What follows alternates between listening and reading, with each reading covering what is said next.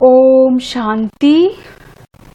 28 अगस्त 2020 की बाप दादा की साकार मुरली के सार में बाबा ने कहा, मीठे बच्चे, जितना समय मिले एकांत में जाकर याद की यात्रा करो।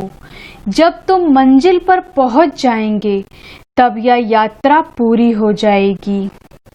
प्रश्न है आज का, संगम पर बाप अपने बच्चों में कौन सा ऐसा गुण भर देते हैं जो आधा कल्प तक चलता रहता है? उत्तर में बाप कहते, जैसे मैं अति स्वीट हूँ ऐसे बच्चों को भी स्वीट बना देता हूँ। देवताएं बहुत स्वीट हैं, तुम बच्चे अभी स्वीट बनने का पुरुषार्थ कर रहे हो। जो बहुतों का कल्याण करते हैं, जिनमें कोई शैतानी ख्यालात नहीं हैं, वही स्वीट हैं। उन्हें ही ऊंच पद प्राप्त होता है, उनकी ही फिर पूजा होती है। अब मुरली विस्तार से। ओम शांति। बाप बैठ समझाते हैं, इस शरीर का मालिक है आत्मा। यह पहले समझना चाहिए, क्योंकि अभी बच्चों को ज्ञान मिला है। पहले तो समझना है हम आत्मा हैं। शरीर से आत्मा काम लेती है, पार्ट बजाती है। ऐसे ख्यालात और कोई मनुष्य को आते नहीं, क्योंकि देह अभिमान में है। यहाँ इस ख्याल में बिठाया जाता है, मैं आत्मा हूँ, यह मेरा शरीर है। मैं आत्मा परमपिता परमात्मा की संतान हूँ। यह याद ही घड़ी घड़ी भूल जाती है। यह पहले पूरी याद करनी चाहिए। यात्रा पर जब जाते हैं तो कहते हैं चलते रहो। तुमको भी याद की यात्रा पर चलते रहना है, यानी याद करना है। याद नहीं करते गोया यात्रा पर नहीं चलते।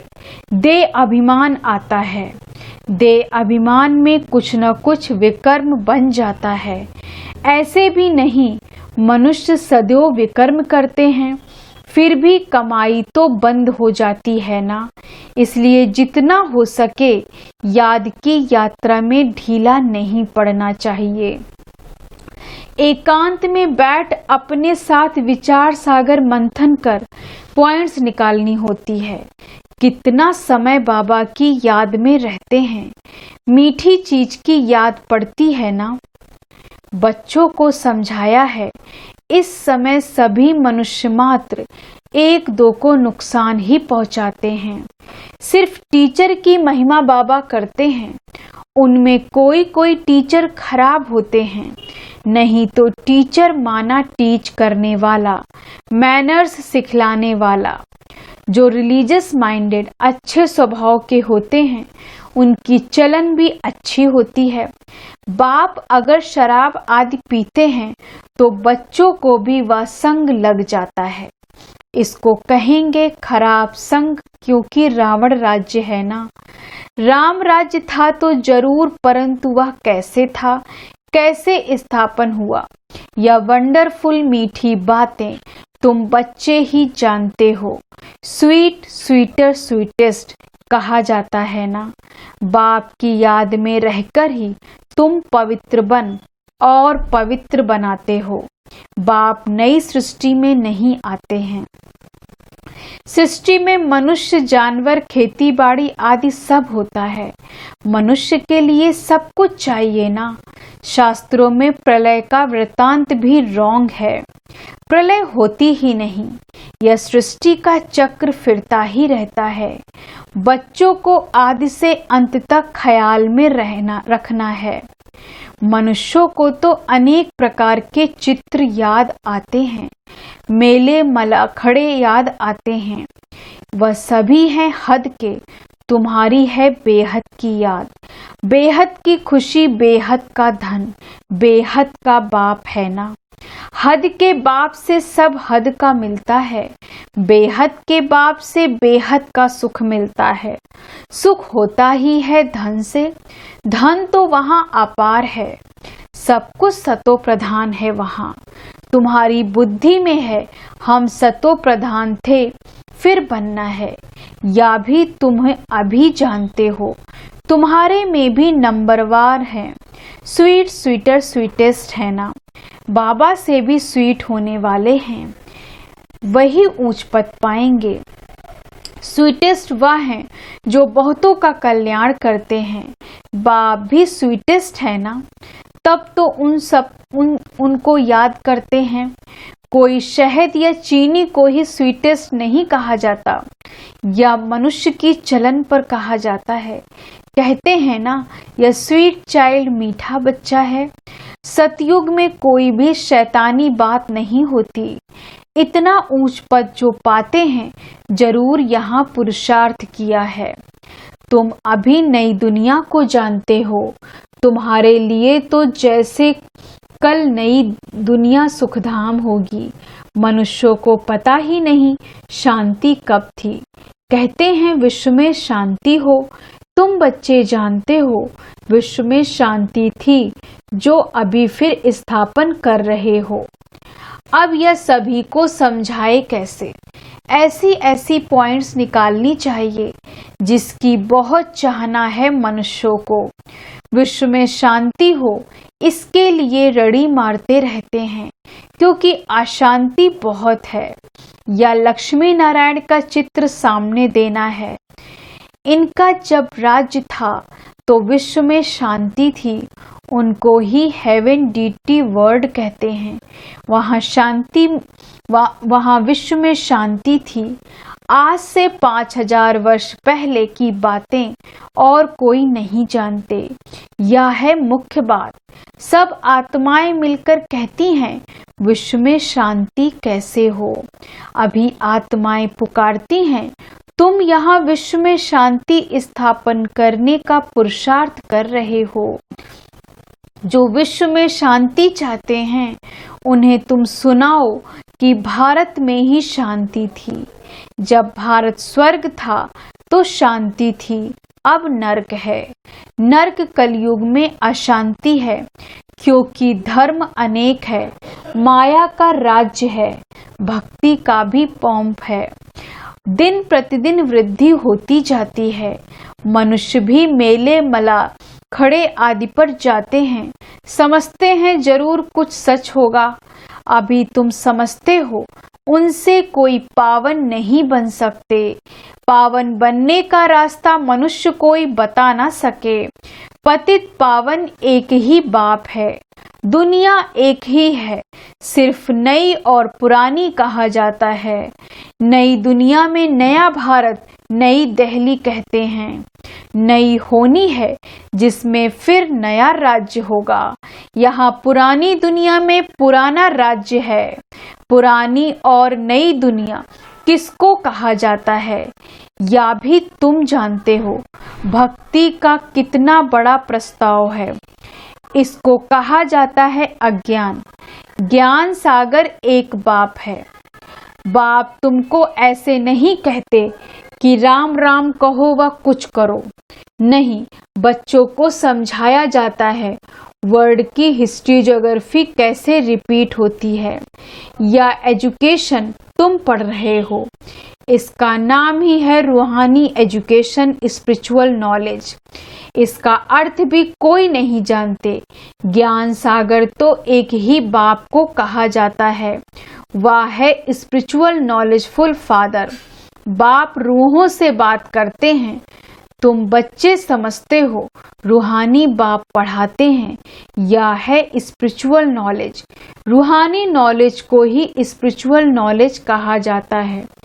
तुम बच्चे जानते हो परमपिता परमात्मा बिंदी है, वह हमको पढ़ाते हैं। हम आत्माएं पढ़ रही हैं, या भूलना नहीं चाहिए। हम आत्मा को जो नॉलेज मिलती है फिर हम दूसरी आत्माओं को देते हैं। यह याद तब ठहरेगी जब अपने को आत्मा समझ बाप की याद में रहेंगे। याद में बहुत कच्चे हैं, झट दे अभिमान आ जाता है। देही अभिमानी बनने की प्रैक्टिस करनी है। हम आत्मा इनको सौदा देते हैं, हम आत्मा व्यापार करते हैं। अपने को आत्मा समझ बाप को याद करने में ही फायदा है। आत्मा को ज्ञान है हम यात्रा पर हैं, कर्म तो करना ही है। बच्चों आदि को भी संभालना है, धंधा धोरी भी करना है। धंधे आदि में याद रहे हम आत्मा हैं या बड़ा मुश्किल है। बाप कहते हैं कोई भी उल्टा काम कभी नहीं करना। सबसे बड़ा विकार है पाप है विकार का। अभी बड़ा तंग करने वाला है। अभी तुम बच्चे पावन बनने की प्रतिज्ञा करते हो, उसका ही यादगार या राखी बंधन है। आगे तो पाई पैसे की राखी मिलती थी, ब्राह्मण लोग जाकर राखी बांधते थे। आजकल तो राखी भी कितनी फैशनेबल बनाते हैं। वास्तव में यह अभी की बात। तुम बाप से प्रतिज्ञा करते हो हम कभी विकार में नहीं जाएंगे, आपके विश्व के मालिक बनने का वर्षा लेंगे।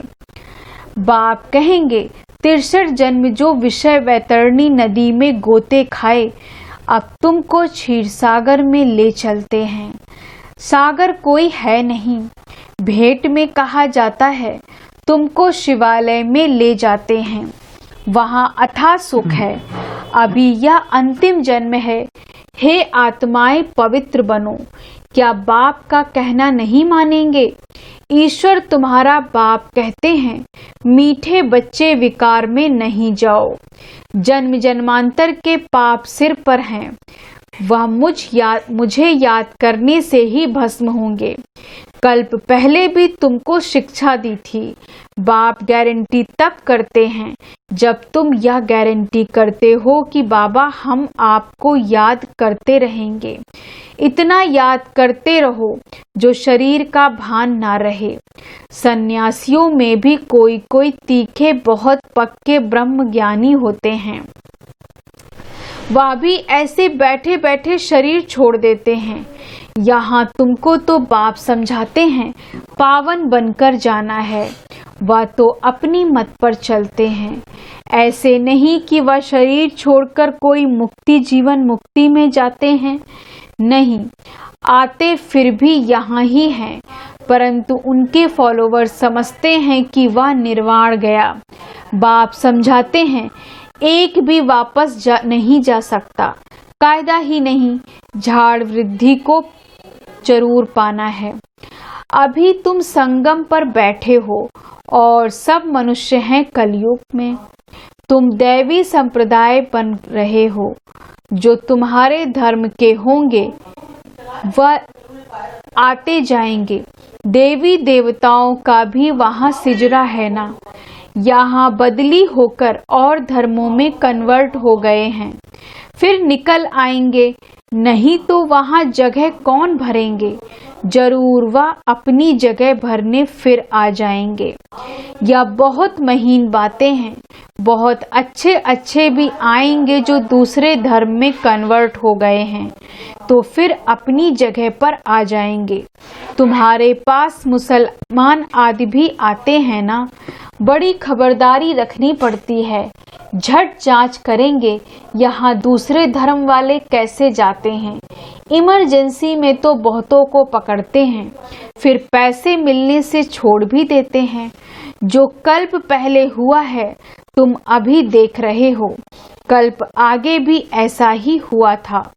तुम अभी मनुष्य से देवता उत्तम पुरुष बनते हो। यह है सर्वोत्तम ब्राह्मणों का कुल। इस समय बाप और बच्चे रूहानी सेवा पर हैं।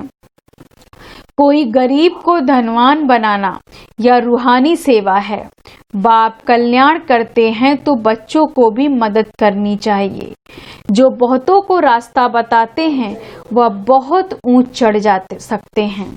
तुम बच्चों को पुरुषार्थ करना है, लेकिन चिंता नहीं, क्योंकि तुम्हारी रिस्पॉन्सिबिलिटी बाप के ऊपर है। पुरुषार्थ जोर से कराया जाता है। फिर जो फल निकलता है समझा जाता है कल्प पहले मिसल। बाप बच्चों को कहते हैं, बच्चे फिक्र मत करो, सेवा में मेहनत करो, नहीं बनते तो क्या करेंगे। इस कुल का नहीं होगा तो तुम भल कितना भी माथा मारो, कोई कम तुम्हारा माथा खपाएंगे, कोई जास्ती। बाबा ने कहा है, जब दुख बहुत आता जाएगा तो फिर आएंगे, तुम्हारा व्यर्थ कुछ नहीं जाएगा, तुम्हारा काम है राइट बताना। शिव बाबा कहते हैं, मुझे याद करो तो तुम्हारे विकर्म विनाश होंगे। ऐसे बहुत कहते हैं भगवान जरूर है। महाभारत लड़ाई के समय भगवान था, सिर्फ कौन सा भगवान था, उसमें मूंझ गए। कृष्ण तो हो न सके, कृष्ण उसी फीचर से फिर सतयुग में ही होगा। हर जन्म में फीचर्स बदलते जाते हैं। सृष्टि अब बदल रही है, पुराने को नया अब भगवान कैसे बनाते हैं वह भी कोई नहीं जानते। तुम्हारा आखिर नाम निकलेगा, स्थापना हो रही है, फिर यह राज्य करेंगे, विनाश भी होगा। एक तरफ नई दुनिया, एक तरफ पुरानी दुनिया, यह चित्र बड़ा अच्छा है। कहते भी हैं ब्रह्मा द्वारा स्थापना, शंकर द्वारा विनाश, परंतु समझते कुछ नहीं। मुख्य चित्र है त्रिमूर्ति का, ऊंचते ऊंच है शिव बाबा। तुम जानते हो शिव बाबा ब्रह्मा द्वारा हमको याद की यात्रा सिखला रहे हैं। बाबा को याद करो, योग अक्षर डिफिकल्ट लगता है, याद अक्षर बहुत सहज है। बाबा अक्षर बहुत लवली है, तुमको खुद ही लज्जा आएगी। हम आत्माएं बाप को याद नहीं कर सकती, जिनसे विश्व की बादशाही मिलती है, आपे ही लज्जा आएगी। बाप भी कहेंगे, तुम तो बेसमझ हो, बाप को याद नहीं कर सकते हो तो वर्षा कैसे पाएंगे, विकर्म विनाश कैसे होंगे। तुम आत्मा हो, मैं तुम्हारा परमपिता परमात्मा अविनाशी हूं ना। तुम चाहते हो हम पावन बन सुखधाम में जाएं, तो श्रीमत पर चलो। मुझ बाप को याद करो तो विकर्म विनाश होंगे। याद नहीं करेंगे तो विकर्म विनाश कैसे होंगे। अच्छा, मीठे मीठे सिक्की लदे बच्चों प्रति माता पिता बाप दादा का याद प्यार और गुड मॉर्निंग। रूहानी बाप की रूहानी बच्चों को नमस्ते। हम रूहानी बच्चों की रूहानी बाप दादा को गुड मॉर्निंग, नमस्ते नमस्ते नमस्ते। धारणा के लिए मुख्य सार, पहली पॉइंट, हर प्रकार से पुरुषार्थ करना है, फिक्र चिंता नहीं, क्योंकि हमारा रिस्पॉन्सिबल स्वयं बाप है। हमारा कुछ भी व्यर्थ नहीं जा सकता। बाप समान बहुत बहुत स्वीट बनना है, अनेकों का कल्याण करना है। इस अंतिम जन्म में पवित्र जरूर बनना है।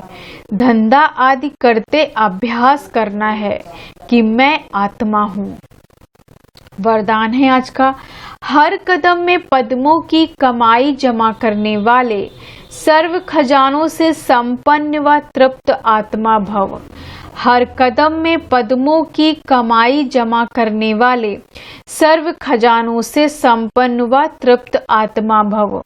विस्तार से, जो बच्चे बाप की याद में रहकर हर कदम उठाते हैं, वह कदम कदम में पद्मों की कमाई जमा करते हैं। इस संगम पर ही पद्मों की कमाई की खान मिलती है। संगम युग है जमा करने का युग। अभी जितना जमा करना चाहो उतना कर सकते हो। एक कदम अर्थात एक सेकंड भी बिना जमा के ना जाए, अर्थात व्यर्थ ना हो। सदा भंडारा भरपूर हो, अप्राप्त नहीं कोई वस्तु। ऐसे संस्कार हों। अब जब अभी ऐसी तृप्त व संपन्न आत्मा बनेंगे, तब भविष्य में अखुट खजानों के मालिक होंगे। स्लोगन है आज का, कोई भी बात में अपसेट होने के बजाय नॉलेजफुल की सीट पर सेट रहो। कोई भी बात में अपसेट होने के बजाय नॉलेजफुल की सीट पर सेट रहो। ओम शांति। धन्यवाद बाबा, धन्यवाद।